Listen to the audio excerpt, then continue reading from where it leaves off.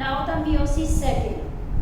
Cell after undergoing the meiosis 1, it enter into the meiosis second.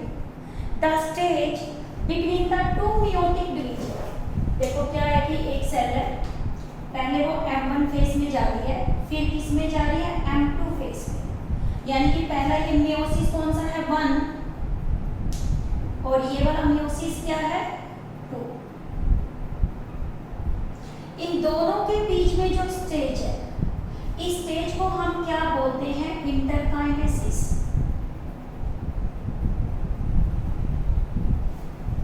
क्या बोलते हैं इसको हम, इंटरकाइनेसिस। इसका दूसरा नाम भी होता है क्या, इंटरमियोटिक इंटरफेस। इसे अदर नेम से जानते हैं जिसका नाम है इंटरमियोटिक इंटरफेस। यानी कि सेल क्या करती है, एक बार डिवीजन में गई, ठीक है, तो ये कौन सा फेस है, एम फेस, ये वाला कौन सा है, इंटरफेस। इंटरफेस में एक बार सेल गई, फिर इसमें ये सेल डिवीजन में गई, तो ये meiosis 1 है। अब सेल को फिर इस फेस में जाना है, फिर सेकंड फेस में जाएगी तो कौन सा फेस आएगा, M2 आएगा। बट यहाँ पे क्या है, जो स्टेज है इसके बीच में और इन दोनों के बीच में, इसे हम क्या बोलते हैं, इंटरकाइनेसिस। इंटरकाइनेसिस हमेशा कैसी होती है, शॉर्ट लिव्ड होती है। कैसी है, शॉर्ट लिव्ड। अब देखो इंटरकाइनेसिस के अंदर क्या होता है, नो डीएनए रेप्लिकेशन अगर, नो डीएनए रेप्लिकेशन अगर, यानी इसमें सेकंड टाइम वो ग्रोथ फेज में जा रही है, तो यहाँ डीएनए की रेप्लिकेशन नहीं हो रही। बट एनिमल्स के केस में, इन एनिमल्स जो सेल ऑर्गेनेली होती है कौन सी, सेंट्रियोल, जो स्पिंडल बनाने में क्या करती है, रोल प्ले करती है। सेंट्रियोल किसमें चली जाती है, रेप्लिकेशन में। सेंट्रियोल किसमें जाएगी, रेप्लिकेशन में। जब एस फेज में आरएनए और प्रोटीन की सिंथेसिस हो जाती है, आरएनए एंड प्रोटीन सिंथेसिस। ये कौन सी स्टेज है, इंटरकाइनेसिस। क्या बताया कि दो meiotic डिवीजन के बीच की स्टेज है, it is the stage between two meiotic division. Two meiotic division के बीच में जो स्टेज है उसे हम क्या बोलते हैं, इंटरकाइनेसिस। दूसरा नाम आपको क्या बताया, इंटरमियोटिक इंटरफेस। ये कैसी है, शॉर्ट लिव्ड है। यानी कि सेल एक बार डिवीजन में चली गई इंटरफेस के बाद, वहां तो डीएनए रेप्लिकेशन हो गई, बट सेकंड टाइम यहाँ पे क्या है, रेप्लिकेशन नहीं हुई। इस स्टेज का मेन फंक्शन क्या होता है, ब्रिंग करना हैप्लॉइडी कंडीशन। यानी कि क्या है, जो इंटरमियोटिक स्टेज होती है ये क्या करती है, ब्रिंग करती है, ब्रिंग हैप्लॉइडी कंडीशन। हैप्लॉइडी मीन आपको पता है कि फर्स्ट फेज के बाद नंबर ऑफ क्रोमोसोम्स क्या हो जाते हैं, meiosis 1 के बाद हाफ हो जाते हैं, वो अगले फेज में भी क्या रहते हैं, half. Now the cell after interkinesis it enter into the meiosis। जब सेल क्या करती है, एंटर करती है किसके अंदर, meiosis में, तो meiosis कौन सी होती है, सेकंड meiosis को हम क्या बोलते हैं, होमोटिपिक या इक्वेशनल डिवीजन। इक्वेशनल डिवीजन का दूसरा नाम क्या होता है, माइटोसिस होता है। हम पहले भी स्टडी कर चुके हैं कि जो क्या है, माइटोसिस क्या होती है, क्या होती है माइटोसिस, इक्वेशनल डिवीजन, जिसमें डॉटर में सेम क्रोमोसोम्स होते हैं जितने किसमें होते हैं, पेरेंट में। meiosis सेकंड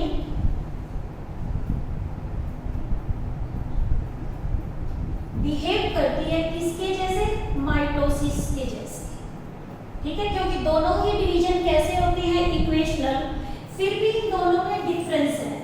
जो माइटोसिस होती है वो कैसी होती है, लॉन्गर ड्यूरेशन की, और जो meiosis सेकंड है वो कैसी है, शॉर्ट ड्यूरेशन की। यानी उसमें ड्यूरेशन टाइम क्या होता है, शॉर्ट होता है। फिर देखो एस फेज क्या होता है, रेप्लिकेशन।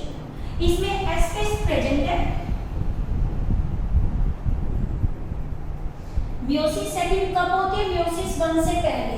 meiosis 1 से पहले तो रेप्लिकेशन होती है, meiosis 2 से पहले रेप्लिकेशन नहीं होती, इसीलिए एस फेज इस केस के अंदर क्या है,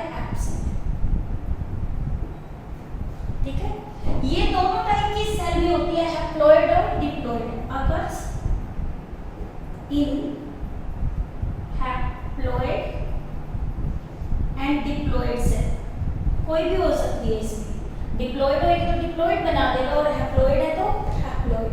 बट मियोसिस सेकंड जो होती है वहां पे हमेशा क्या होता है, आपका हैप्लॉयड कंडीशन में होती है। क्यों, यहाँ पे हम मियोसिस, ये कब आई स्टेज, आफ्टर मियोसिस 1। मियोसिस 1 के बाद आते हैं तो क्रोमोसोम नंबर क्या हो जाते हैं, हाफ हो जाते हैं। तो इस केस के अंदर क्या रहता है, आपका जो एस फेस है आपका, ये इसमें तो एब्सेंट था और ये आगे जाकर हैप्लॉयड कंडीशन। तो इसके अंदर जो सेल्स रहती हैं वो हमेशा कौन सी होती हैं, हैप्लॉयड सेल्स में होता है। और ये किसके अंदर होता है आपका, हैप्लॉयड और डिप्लॉयड दोनों में हो सकता है। अब देखो इसमें क्या होता है, इंटरफेस होती है बिफोर माइटोसिस एंड इंटरफेस अगर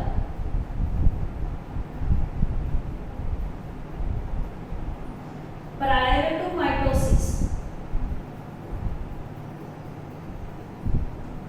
ठीक है। इंटरफेस स्टेज आती है, पहले सेल ग्रोथ में जाती है फिर डिवीजन में जाती है।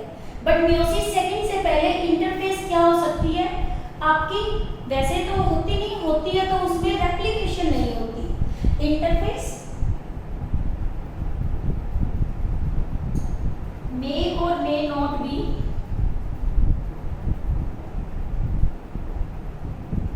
प्रेजेंट, ठीक है। और प्रायर टू मियोसिस सेकंड, और ये हमारा क्या होता है, इसे क्या बोलते हैं, interkinesis prior to meiosis second and it is called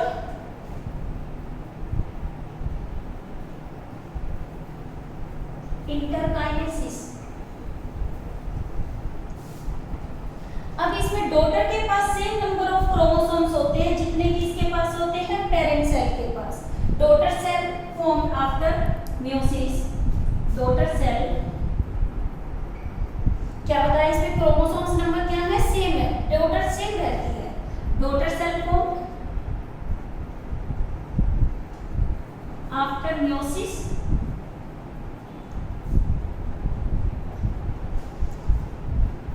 same to mother cell. But यहाँ पे तो आपको पता है मियोसिस से पहले, सेकंड से पहले मियोसिस 1 हो जाती है। वहां पे क्या होता है, जब मियोसिस 1 होती है तो होमोलोगस पेयरिंग होती है और क्रॉसिंग ओवर होती है, तो क्रोमोसोम के अंदर क्या आ जाता है, चेंज आ जाता है। तो इस केस में डॉटर सेल डिफर करती है कहां से, from the mother cell. Daughter cell from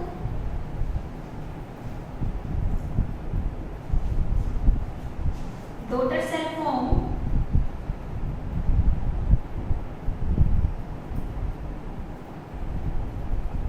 after meiosis second differ from mother cell।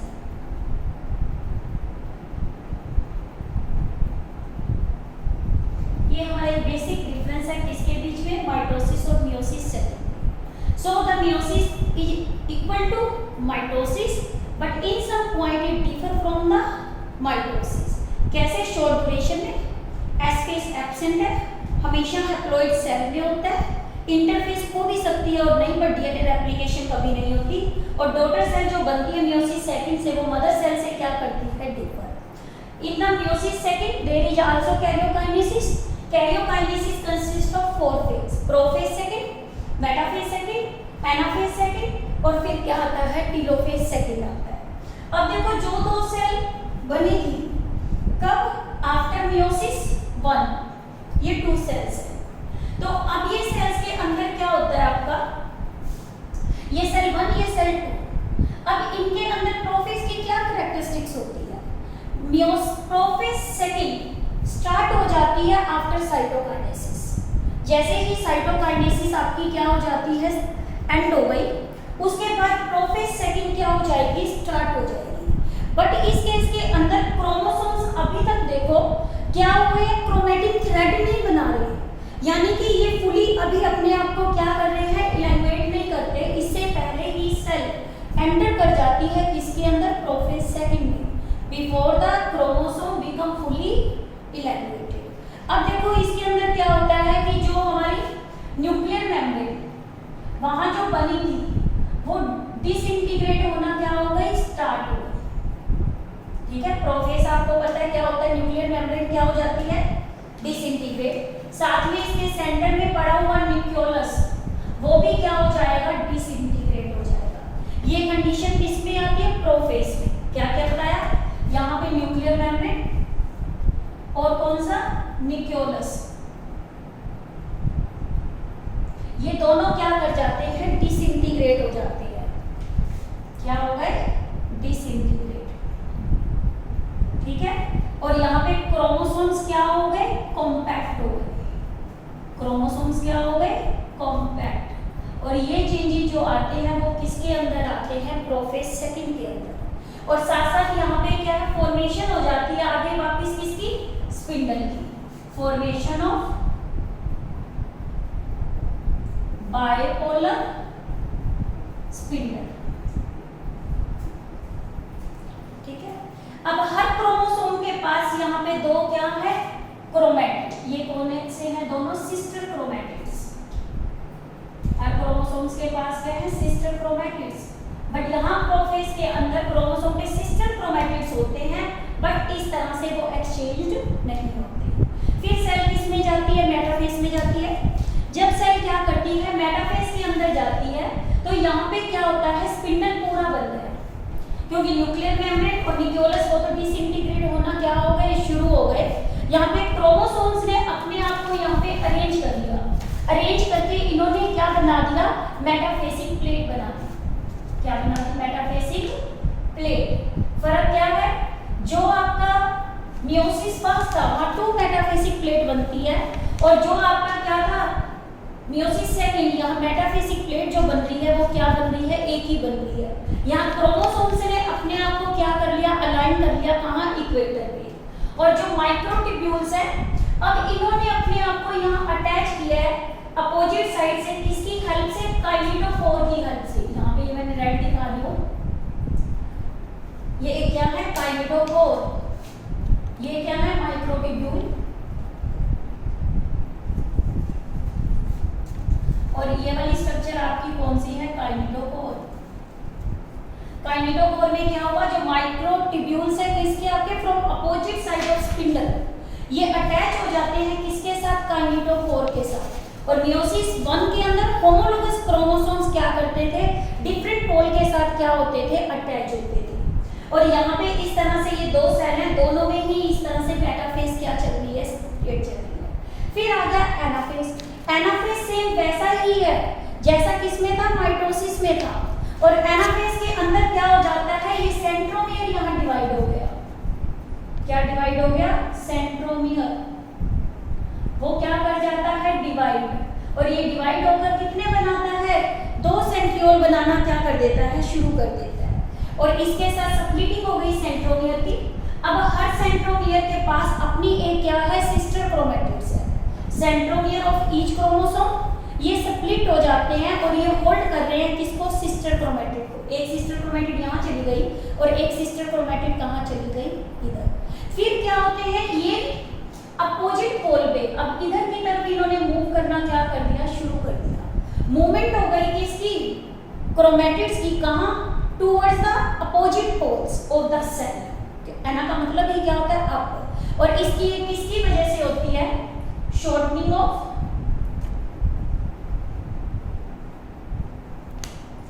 Microtubule. जो क्रोमोसोम्स के क्या है, क्रोमोसोमल माइक्रोट्यूब्यूल। और इसकी वजह से मूवमेंट हो जाती है किसकी, क्रोमैटिड्स की। यानी कि क्रोमैटिड्स मूव, कहां मूव कर रहे हैं, अपोजिट एंड्स पे, towards the pole, towards opposite pole, due to shortening of chromosomal microtubule. Centromere divide हो गए हर क्रोमोसोम्स का। अब हर सेंट्रोमियर के पास अपनी एक क्या है, सिस्टर क्रोमैटिड्स। और यहाँ एनाफेज में भी क्या है, ऐसा। फिर देखो, फिर आ गया टीलोफेज। टीलोफेज में क्या होता है, मियोसिस का ये एंड फेज है, और यहाँ पे ये बिल्कुल ही कहाँ चले जाते हैं, अपोजिट पोल में चले जाते हैं। टीलोफेज आपको पता है सेकंड, ये अपोजिट किसके होती है, प्रोफेज की होती है। यहाँ प्रोफेज में जैसे न्यूक्लियर मेम्ब्रेन आपकी क्या हो रही थी,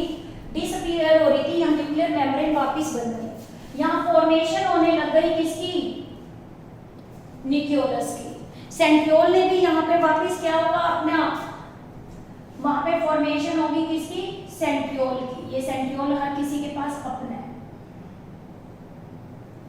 ठीक है। टीलोफेज बताई टोटली आपकी कैसी है, अपोजिट है। और मियोसिस जो एंड्स होती है वो टीलोफेज किसके साथ होती है, सेकंड के साथ होती है।